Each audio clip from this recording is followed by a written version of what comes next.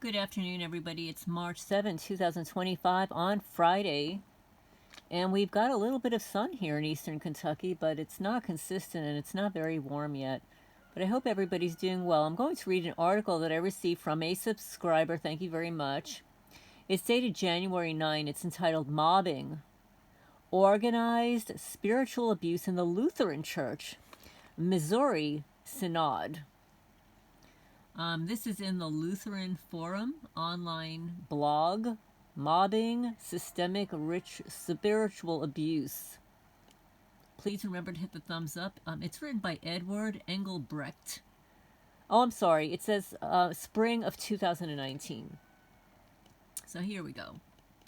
In 1987, a group of students sat together in the dining hall in Concordia Seminary, St. Louis, Missouri, sharing stories about church life.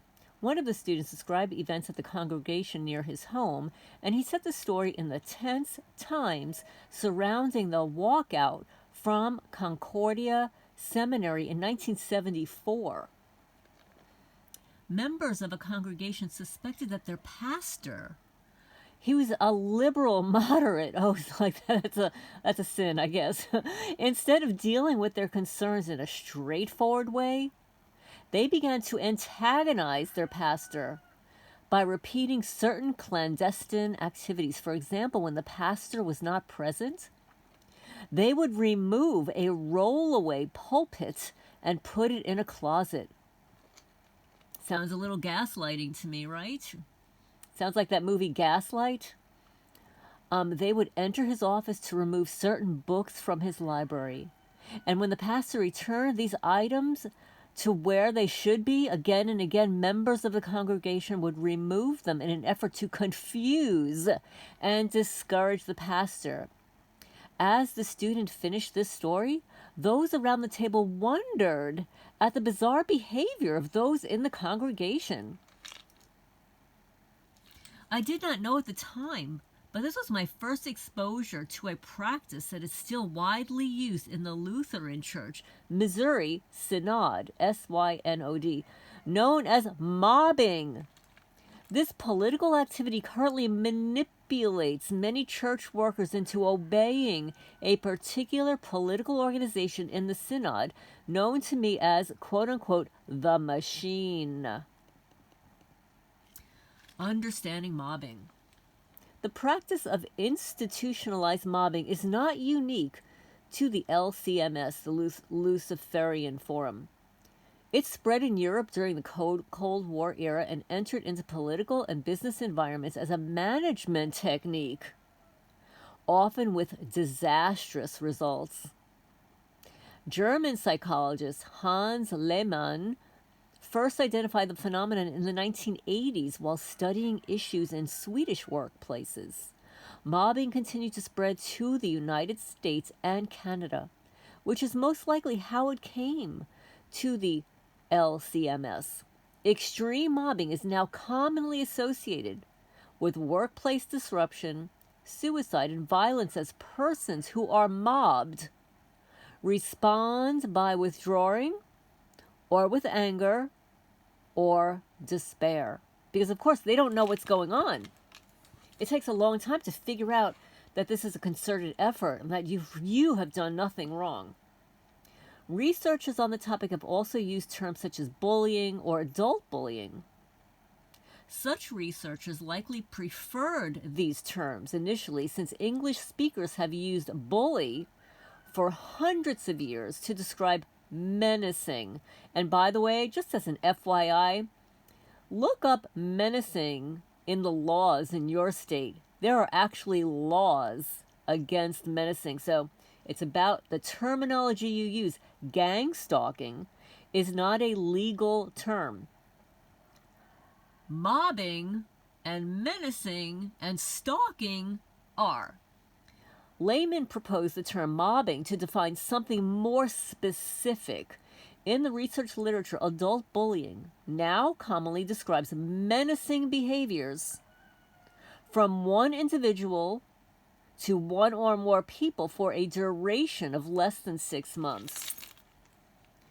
Bullying is usually more of a spontaneous action rather than a planned and coordinated action. So here you see the difference between bullying and mobbing. Mobbing describes multiple people menacing one or more people for more than 6 months. Sort of like here in rural Kentucky, like it's going on 6 years. The same people. Okay, so this is mobbing. Bullying, I'll repeat it again, bullying is usually more of a spontaneous action rather than a planned and coordinated action. This is the differentiation between bullying, even adult bullying, and mobbing. Workers who mob others may plan and coordinate their attacks or create an environment that targets others as quote-unquote problem persons, Duffy and Sperry explain. Oh, and by the way, you know what a problem person is? Somebody who actually works harder than you, who's a problem solver, who comes into work on time, never checks out early. Those are the problem people. You know, the ones actually doing their jobs. So then, mobbing is not bullying. Mobbing is often far worse than bullying. Mobbing takes place within organizational or institutional settings and always includes organizational involvement, which is what I mentioned, that you cannot have this mobbing in a neighborhood without the approval of your sheriff police department. They know about it, they're aware of it, because mobbing is illegal. It's worse than bullying. It is a planned, meaning it's premeditated, okay? We've got to use the legal terminology. It's premeditated, plans. Key organizational members become involved in mobbing through overt and covert actions against the target or through failure to act to protect organization members from abuse. Bullying is subjecting of a targeted individual to hostile and abusive acts by one or more individuals without the presence of organizational involvement. When mobbing or workplace bullying happens repeatedly, it becomes a serial problem for the organization or institution. Pamela Lutkin-Sandvit lists the common stages in serial mobbing or bullying. 1. Initial incident, which is a cycle generation. Number 2, progressive discipline. 3, the turning point. 4, organizational ambivalence. You know, like turning the blind eye of the sheriff's department. Like, oh, it's not really happening. No, we're not going to come over there and take pictures of all that vandalism to validate your experience. 5, isolation and silencing. 6, expulsion, cycle regeneration. 7, after the organization expels the target, a period of calm may follow until the leaders of the mobbing identify a new target so that the cycle begins again. Oh wait, I just scrolled too far past.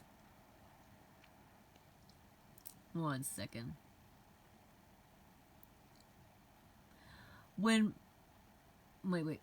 Okay, we just finished. Okay. According to Duffy and Sperry, mobbers most often target persons who, 1, speak out or challenge organizational dynamics or organizational policies or procedures. 2, expose corruption and or wrongdoing or speak out in the public interest. 3, work for organizational change. And 4, are outsiders or different from the cultural norm. So now I'm going to tell you when I became targeted, I didn't engage in any of these things. Okay? Well, yes, actually, through my divorce, I did contact Governor McGreevey to check on why my divorce was taking so long. And Governor McGreevey did write to the judge, who then, I guess, contacted my attorney. Yeah, so I guess that could have been a little bit of a problem, but you know what? I have a right to get divorced. Everybody has a right to get divorced and not pay $54,000 for a simple divorce. My divorce lawyer who finally divorced me said, your divorce should have been done in 6 months. He said it was like the easiest divorce. It was all written out. So yeah, so divorce lawyers, they suck. In my experience, questions of loyalty often provoke the initial incident that starts the mobbing cycle in LCMS. Highly political persons expect and demand loyalty from those who work with them. But you know, when you hire a divorce lawyer, you're paying them. They work for you, not the other way around. Anything that raises their suspicion or ire, no matter how small, may lead to mobbing and ultimately expulsion. Oh yeah, I guess like when you're calling out the National Feral Cat Cartel about their TNR, trap, neuter, return policies and procedures. Yeah. Oh yeah, or how they photograph your cats and then systematically unalive them. I guess that could get somebody into a program, right? But meanwhile, you were the one that were being affected by these people, right? They're the ones that are instigating the trouble and expect you to just back off and not say anything. I'm sorry. I'm not one of those back off and not say anything kind of people, are you? My efforts to go to persons involved and discuss their concerns with them were treated as acts of insubordination, making it impossible to follow Jesus' teachings in Matthew 18 for resolving conflict. Well, you cannot resolve conflict with a narcissist. Do you remember Alanis Morissette? She was back in, I guess, in the 90s and 200. She wrote a song, "Narcissist Boy," about how the narcissist never engages in conflict resolution. That's how you can tell a narcissist. They don't want to resolve. Just like, and I'm not a political person, but did anybody watch that Trump interview? Not an interview, whatever, with Zelensky? Zelensky, is that his name? Okay. He did not want to engage in conflict resolution. He wants to keep having a war. And guess what? He wants you to pay for it. I mean, come on, dear narcissist boy. No, we're not going to engage in your war anymore. Bye-bye. Mobbing in other church bodies.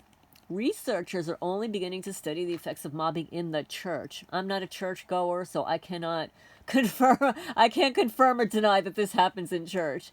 For example, the recently published 2-volume resource, Workplace Bullying and Mobbing in the United States. I have that book, by the way. These are great books, by the way. Includes no entry on mobbing in churches, though earlier publications affirm that such mobbing commonly occurs in religious institutions.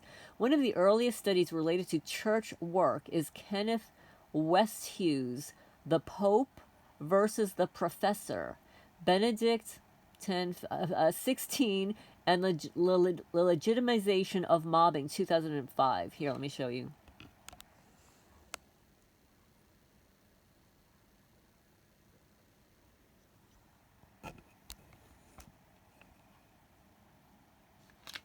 Pope Benedict XVI was previously known as Cardinal Joseph Ratzinger. The first 3 letters are rat, R-A-T, Zinger, Ratzinger. He served as a prefect of the Congregation of the Doctrine of the Faith, once known as the Sacred Congregation of the Universal Inquisition. Numerous articles have described Ratzinger as an enforcer.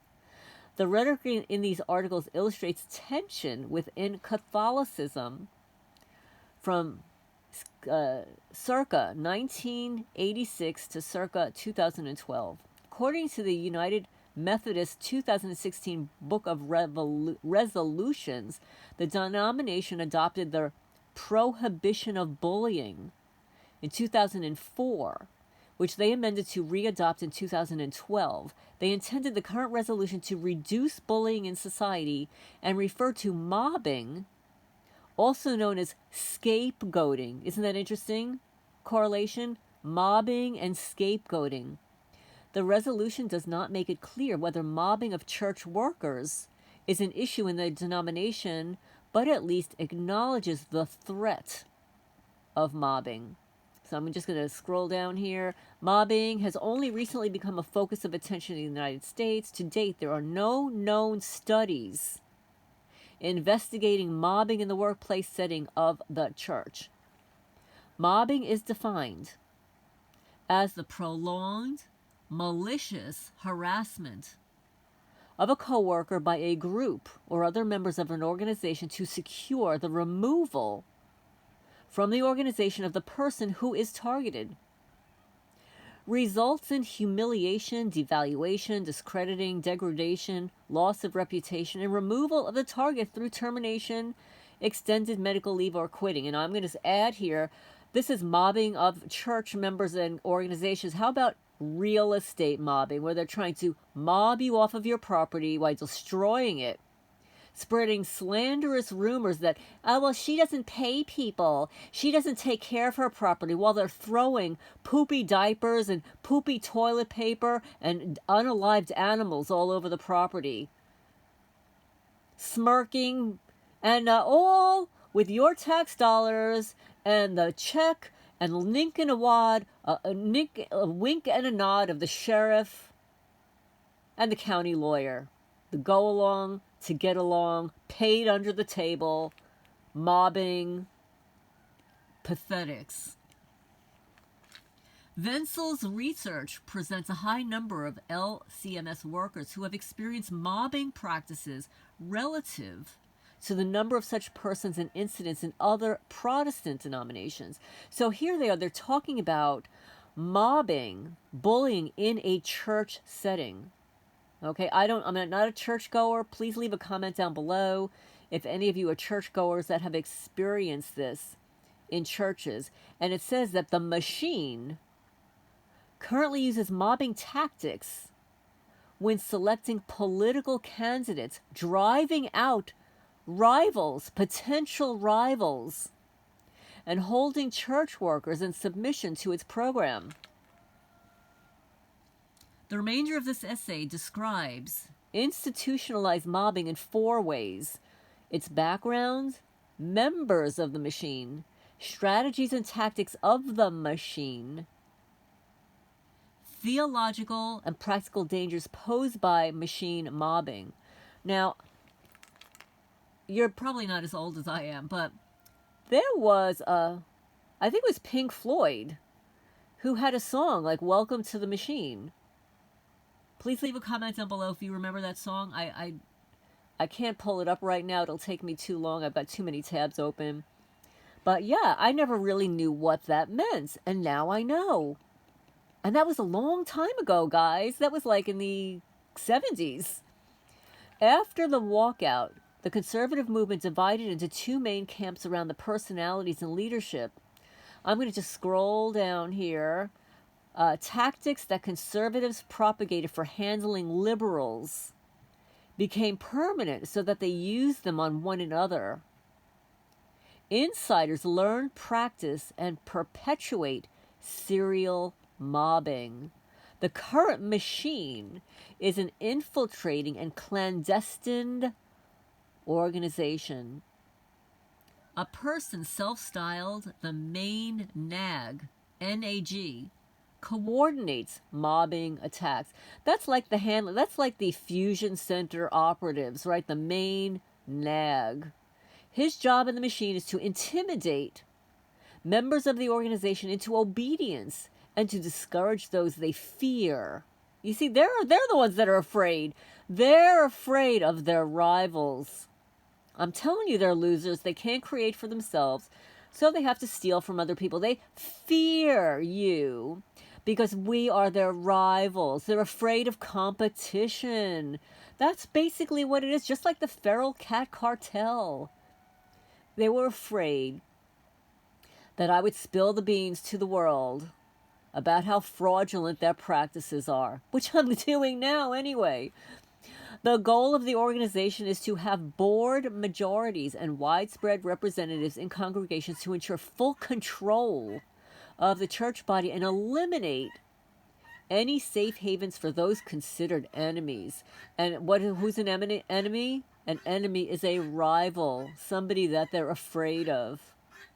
This elaborate organization, supported by generous funding, distinguishes the mobbing that occurs in the LCMS. So I'm just going to scroll down a little bit more, see if there's anything really important here. Okay, the inner circle of elected and appointment members guides the machine. Now you can insert anybody that you want here. So now these are appointed members of the church, but you could say the appointed members in your community, the appointed members at your school board, anywhere. It guides the machine. These leaders present themselves as conservative and traditional, while persistently and knowing acting against their ordination vows. Oh, well, we know about that. You know, about the color of law that I posted in my post on the main page. The color of law violations by your local sheriff, your, violation of section Title 18, Section 241 and 242, conspiracy against rights, the color of law, deprivation of rights under the color of law. Yeah, so this is what happens. Yeah, they believe this duplicity is necessary in order to gain and maintain power over the church, or let's say your local government.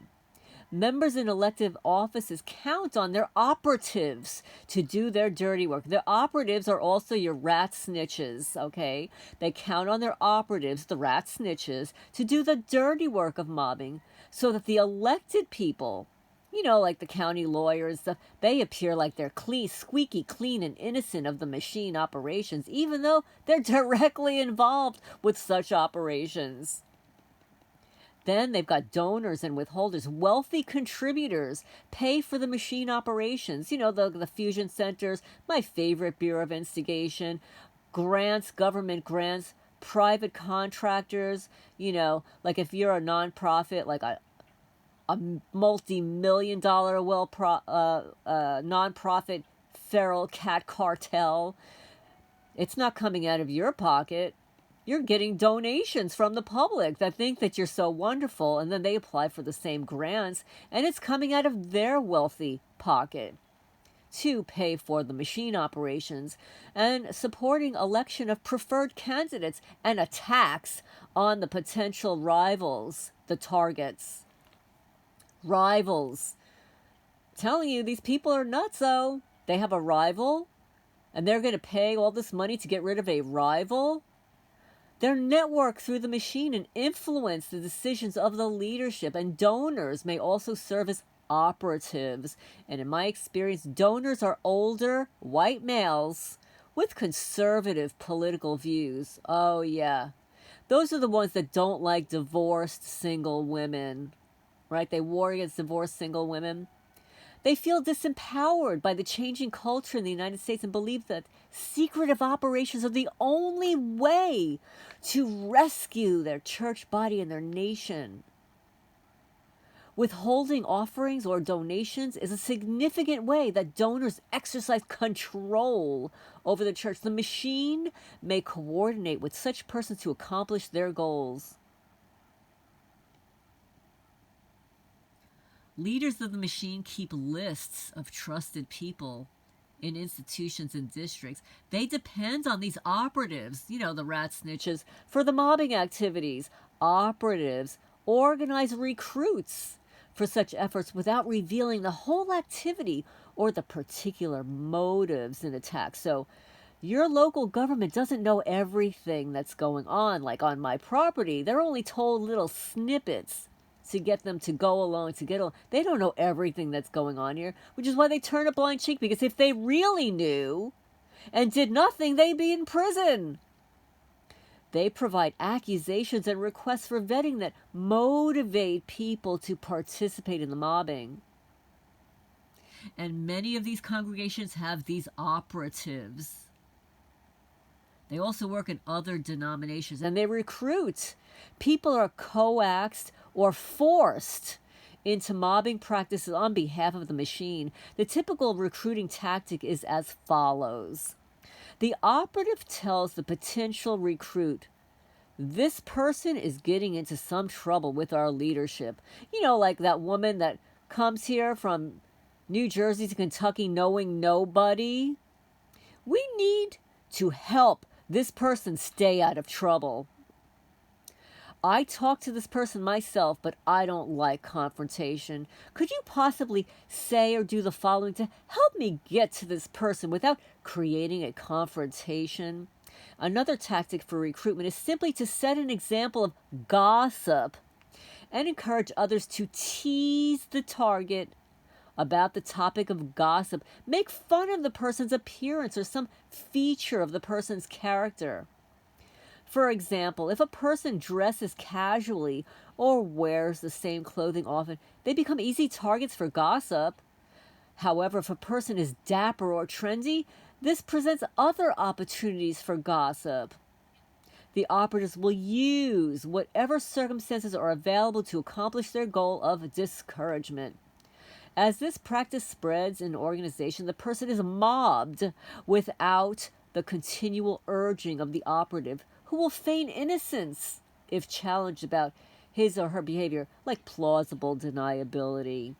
One can easily see how the mobbing process demoralizes not only the target, but also the recruits, spreading damage throughout the organization, like through the community. They are harming the entire community because of their behavior. In fact, if a recruit fails or refuses to deliver the expected mobbing attacks, the operative may then target the recruit. And we've heard this happen. It's sort of like in the Manalapan, New Jersey Police Department, when Officer Hedden filed a complaint with Internal Affairs, it was then turned against him by the former Chief of Police, Michael Fountain, who called him an enemy of the state and reported him to the prosecutor's office, saying that he stole money, which in fact was not true. He just concocted a whole story about his police officer, and he demanded that he go for a mental health evaluation, and he ends up firing him. Well, long story short, the officer did get an attorney who filed an exemplary lawsuit and won with a gag order, unfortunately. So whatever. Yeah, this is what they do. They will target their recruits. That's why you don't go along to get along, because then it won't be turned back on you. The operative will also recruit people who are actually friendly and supportive of the target, you know, like Jezebel. The operative tells the friends and leadership in the Synod would like to vet the target for appointment or election to a leadership position. They ask the friends to participate with the understanding that their friend will advance as a leader. Then they tell the recruit what to do or say, and the result is that the targeted person feels mobbed by both hostile person and friends, increasing his confusion and feelings of isolation. And if the target chooses to submit to and cooperate with the machine, he's then forced to mob other people to demonstrate his compliance. You hear that? For example, if the machine blacklists and accuses a target of being a liberal, an operative may require that church worker to attack others for liberalism. You see how this works? This guarantees the person's dependence on the machine by assuring that he is isolated from rival groups. And here you go again, the word rival. Envy, jealousy. Mobbing is not politics or business as usual, because individual recruits do not see the full extent or the effect of the mobbing activity. They may regard their involvement as innocent or even helpful to the target. They don't see the mobbing activity may happen repeatedly and for years, leading to dangerous tensions. The machine's primary strategy is purging or eliminating independent-minded persons and rivals. I'm going to repeat that. The machine's primary strategy is purging or eliminating independent-minded persons and rivals. And in the past, this strategy worked well. For conservative leaders in the Synod, where there was a large, ever-growing supply of church workers. Today, this strategy works against the machine, especially since the number of seminary students continues to decline. I'm going to just scroll down because this is a lot longer than I anticipated. Here's some tactics that they have witnessed. It illustrates the pettiness and the extremes to which the machine will go to in order to enhance and force conformity to the program. Operatives may use anything that causes discouragement, as long as the list below shows. Abuse of power, automated messages, blacklisting, blackmailing, blasphemy and contempt.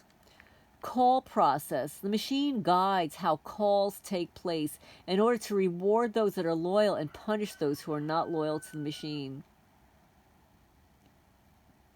Confidentiality breaches. The machine operatives do not keep private what church workers say behind closed doors. Corruption. Some members of the staff do not do the jobs publicly assigned to them. Their real full-time work is monitoring, targeting, and mobbing for the machine. They are paid exorbitant salaries to keep the machine in power while giving paltry time to the actual calling that they're supposed to fulfill. The result is a corrupt bureaucracy that is gobbling up the strength of the church while assuring its power over the church. Destroying work and impeding work builds discouragement and may provoke anger, taking away a person's sense of control. Nitpicking. Cover-up. Denial is the most basic form of cover-up. Persons in official positions may sweep aside incidents of mobbing, deny that they take place, or pretend to investigate them, while simply letting them go. Members of the machine count on their organizational control. Eavesdropping, spying. Operatives recruit nearby colleagues in workspaces to record information. Electronics, setting off alarm systems disrupts a person's work and raises stress. Altering microphone settings while someone speaks is a prime tactic for confusing targets. A recruit may suddenly turn off a microphone or spike up the volume in order to confuse. Flattery. Oh, that's another strategy. The machine is to drum people out of service. They also need a steady stream of replacements of people who are unaware of their operations and are malleable to their causes. Flattery is a tool for winning new church workers over to the machine politics. Gossip. Hacking. Hinting. Demands from the machine are rarely delivered in a clear or direct way. Instead, they'll hint to what they want and wait for the target to jump at the chance of obeying them. And I would imagine that for those voice hearers, that is what hinting involves.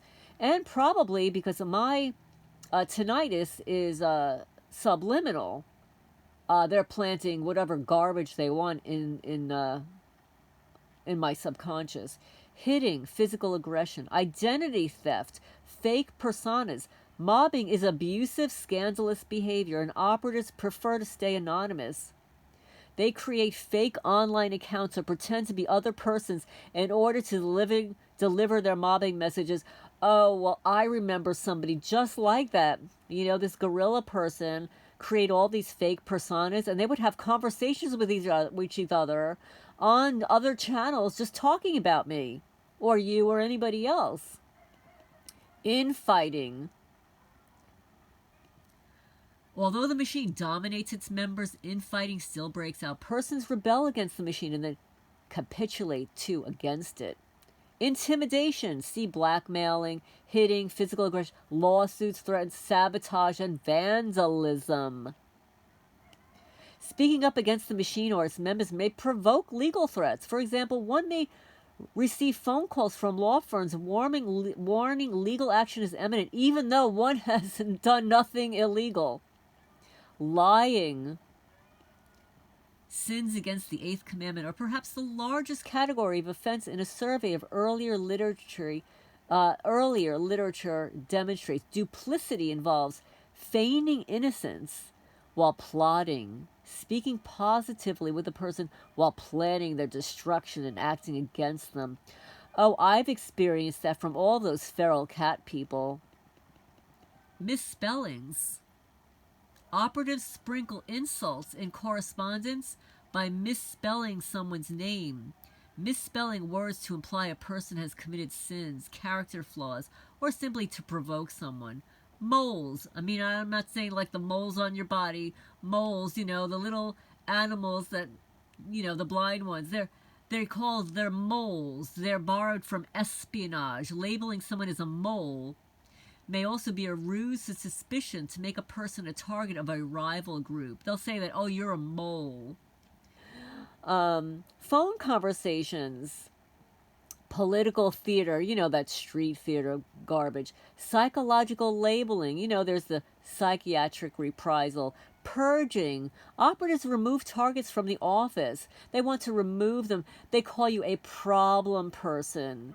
Meanwhile, you're a regular person wanting to live your life, and you would not even be speaking up if they weren't harassing you. So this is a skit. This is a program. They have created this dissension, recruitment, repetition, sexual allegations.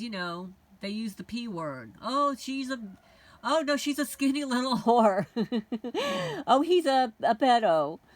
Terms refined. Operatives have developed specialized vocabulary, redefining biblical terms from popular films, such as Jedi from Star Wars, or the Borg from Star Trek. The resistance is futile. You will be assimilated. Stalking, trolling, threats, tracking of targets, vandalism, destroying property and then replacing it is a way to intimidate a target of mobbing while appearing responsible and even generous. See sabotage. Vetting. Anyway, the list is endless here. I will leave. Let me just show you, because I want to show you one last thing. This is what the article looks like.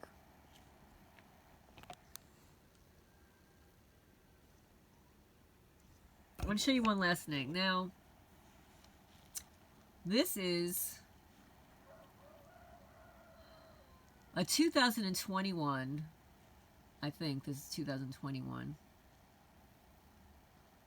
sworn affidavit, truthful testimony of a Jessie, this is a female, Marie Czebotar. I'm probably not supposed to talk about this, but this is a woman who was born into a Luciferian family, and she was being groomed to be a mother of a darkness. Imagine bringing a child into this world and wanting to be a dark mother of darkness. Well, I guess she rebelled, and she's speaking out against it. And she's still interviewing today. She's got a YouTube channel. She's giving interviews and stuff. So she writes, she's sworn under the pains of penalty and perjury, claim the following facts to be truth, and I am of age and sound mind and competent to put these facts upon record. I would like to submit upon record the knowledge that the Luciferian Brotherhood works in conjunction with the U.S. postal system to provide retired elite members of the system with something. I can't say it. I'm just not going to say it.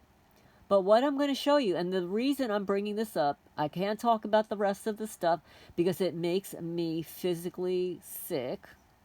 I can't. I've been thinking about it. I have these horrible images in my mind. But she talks about the Lucifer sigil shown on page 1 of Exhibit B is the old guard seal or mark of a protector in the system. They would have it tattooed in their upper arm, back, shoulder blade, front pec, or the back of their neck. If the serpent circle is going around the sigil, it is a sign that they are a 9th circle member. So she gives some photos here. Pics of emblems and images found on Masonic nursing facilities. And then Exhibit B, command posts that she came across on Facebook starting in 2018. So I need to show you this as it applies to what I've been finding on my property here in Jackson County, Kentucky. So here's Exhibit A. Masonic symbols for nursing homes. It's a French symbol. Now here's the Masonic compass. The top is the male symbol, and the V shape on the bottom represents the female chalice.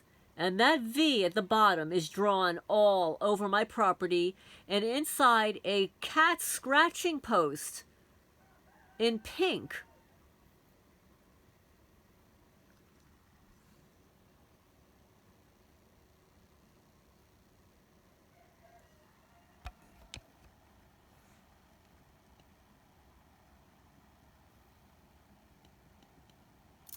Okay, so here you go.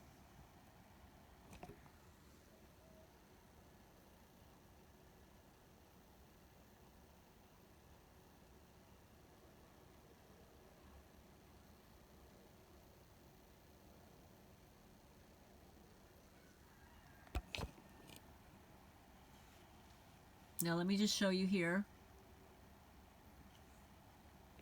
And I'll read it to you. This symbol in the middle is the tattoo of the Ninth Circle members. They are the elite protectors of the hierarchy. Lucien Greaves has this tattoo on the upper right bicep. This is a call for the Ninth Circle members to assemble, because the elite in the occult, I can't. They're just going to eat something, okay? They're going to like have a weird dinner.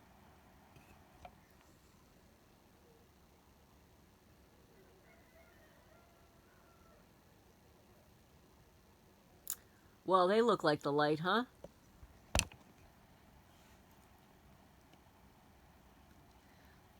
Let's see. What else we've got here? Ugh. Oh, nah, okay. Well, I can't show you any of these other photos or anything else here. Oh, here, how about this?